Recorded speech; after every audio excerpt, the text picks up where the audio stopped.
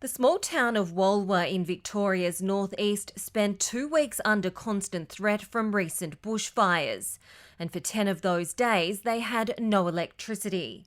The lack of power certainly made the entire fire crisis significantly worse for our local community.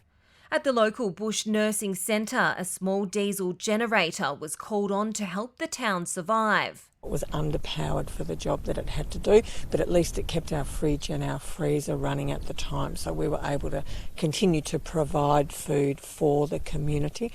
But the power outage stopped the fuel pump from working, meaning volunteers had to constantly refill the generator to keep it running.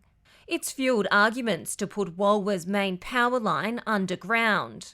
But in small regional areas, the cost has always been too high. The distances we're talking here, I really do believe it to be cost prohibitive.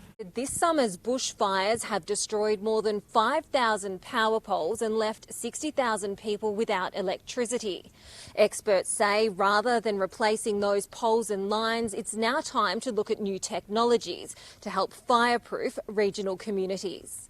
It is likely nowadays that the cost of replacing all of those poles and wires is greater than the cost of giving them solar, giving them batteries and actually taking them off the grid. Renewable energy and mini grids, there's opportunities for that all the time, and that could be a possibility. There's no doubt about that. And while the power companies are saying the fires won't have an impact on electricity bills in the short term, consumers will eventually need to pay for a more secure supply. We're a long way from really understanding the full cost of this, and ultimately, of course, we know that we will be paying more to make the system more resilient.